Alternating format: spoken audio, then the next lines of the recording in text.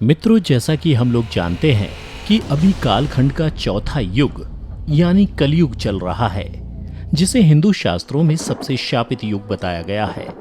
ऐसा माना जाता है कि कलयुग जैसे जैसे अपने चरम पर पहुंचेगा, वैसे वैसे धरती से धर्म का नाश होने लगेगा और कलयुग के अंत में भगवान विष्णु कल की अवतार लेकर पुनः धरती लोक पर धर्म की स्थापना करेंगे।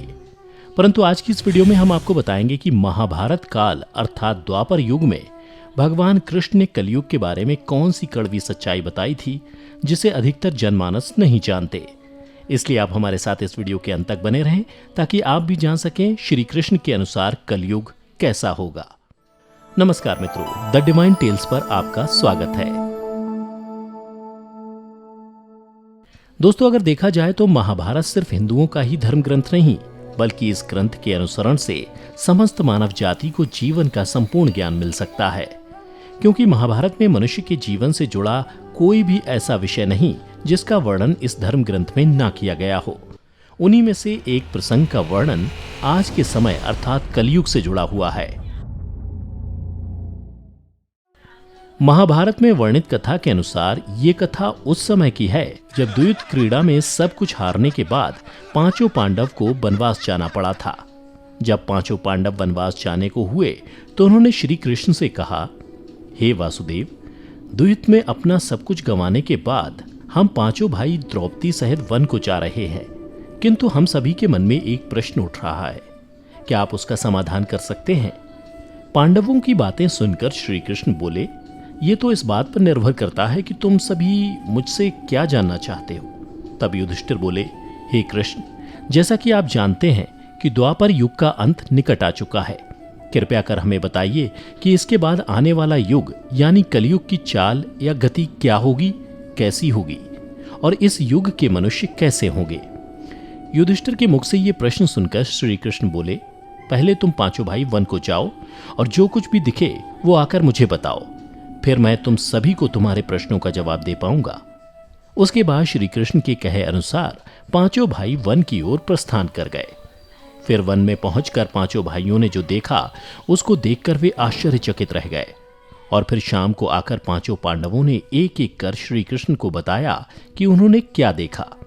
शाम को जब पांचों पांडव श्री कृष्ण के पास वापस आए तो सबसे पहले युधिष्ठिर ने उन्हें बताया कि उन्होंने क्या देखा। युधिष्ठिर ने बताया कि जब हम सभी वन पहुंचे तो सभी अलग अलग दिशाओं में भ्रमण करने लगे। तब मैंने देखा कि एक हाथी के 2 सूंड हैं और ये देखकर मेरे आश्चर्य का ठिकाना ना रहा। फिर अर्जुन ने बताया कि हे वासुदेव, मैंने एक पक्षी को देखा जिसके पंखों पर वेद की ऋचाएं लिखी हुई थीं। वह मरे हुए जानवर का मांस खा रहा था। फिर अर्जुन के बाद भीम ने भी श्री कृष्ण को बताया कि हे कृष्ण, मैंने देखा एक गाय ने बछड़े को जन्म दिया है और जन्म के बाद वह बछड़े को इतना चाट रही है कि बछड़ा लहूलुहान हो गया, जिसे देखकर मैं हैरान हो गया। भला कोई माता अपने बच्चों के साथ ऐसा कर सकती है? उसके बाद श्री कृष्ण ने सहदेव से पूछा, सहदेव तुम बताओ, तुमने वन में क्या देखा? तब सहदेव श्री कृष्ण से बोले, हे वासुदेव, मैंने वन में देखा कि एक जगह 6-7 कुएं हैं और आसपास के कुओं में पानी है, किंतु बीच का कुआं खाली है। बीच का कुआं गहरा है, फिर भी पानी नहीं है। यह देखकर मुझे घोर आश्चर्य हुआ कि ऐसा कैसे हो सकता है।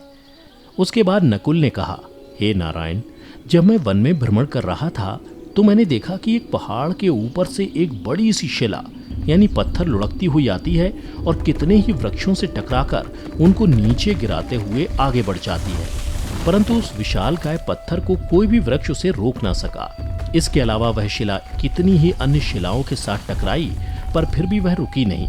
अंत में एक अत्यंत छोटे पौधे का स्पर्श होते ही वह स्थिर हो गई।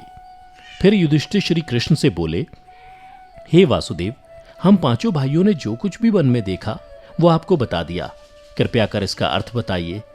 तब श्री कृष्ण ने युधिष्ठिर से कहा, हे धर्मराज, जैसा कि आपने कहा कि आपने 2 सूंड वाला हाथी देखा, जिसका यह अर्थ हुआ कि कलयुग में ऐसे लोगों का राज होगा जो बोलेंगे कुछ, करेंगे कुछ। कलयुग के शासक अपनी प्रजा का सभी तरह से शोषण करेंगे। उनके मन में कुछ और होगा और दिखावे के लिए कुछ और करेंगे। अर्थात कलयुग में शासकों के लिए आम लोगों का कोई महत्व नहीं होगा, वो बस राज करने के लिए शासक होंगे। फिर श्री कृष्ण अर्जुन से बोले, हे धनंजय, जैसा कि तुमने देखा कि एक पक्षी के पंख पर वेद की ऋचाएं लिखी हुई थीं, लेकिन वह मरे हुए जानवर का मांस खा रहा था, जिसका अर्थ ये हुआ कि कलयुग में ऐसे लोग होंगे जो बड़े ज्ञानी और ध्यानी कहलाएंगे, किंतु उनके आचरण राक्षसी होंगे। कलयुग में लोग पंडित और विद्वान कहलाएंगे, किंतु यह विचार चलता रहेगा कि कोई मरे और उसकी सारी संपत्ति उसके नाम हो जाए।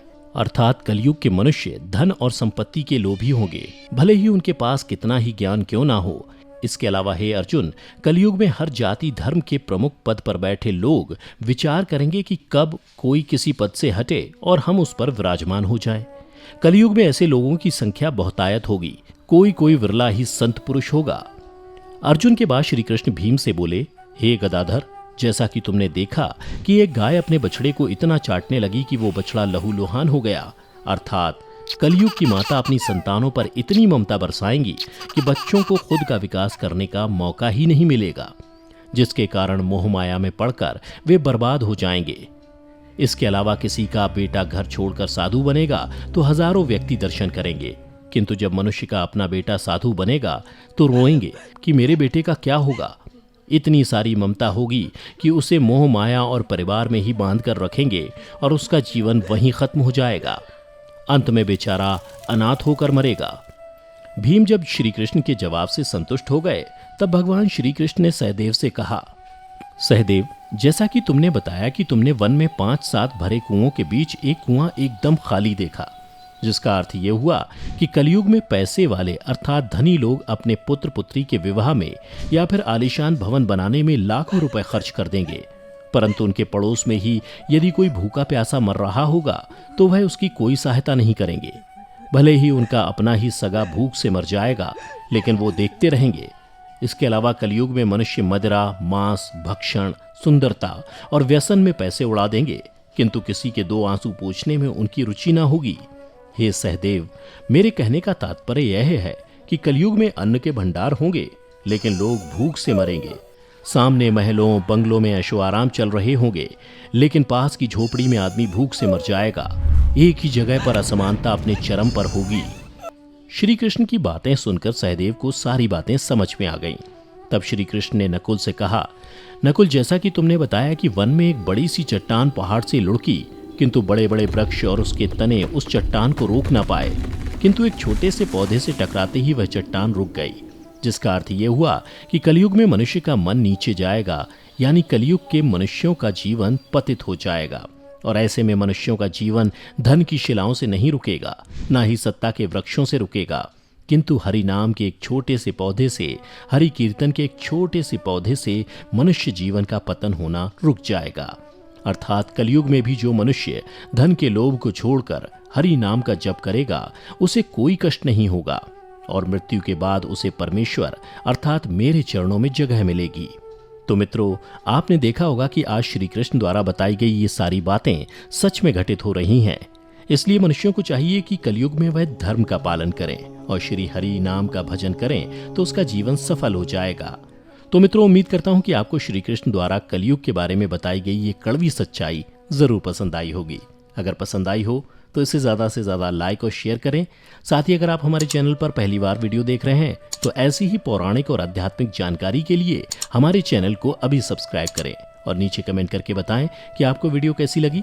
फिलहाल आज की वीडियो यहीं समाप्त होती है। अब हमें इजाज़त दें। वीडियो को अंत तक देखते रहने के लिए आपका बहुत बहुत शुक्रिया।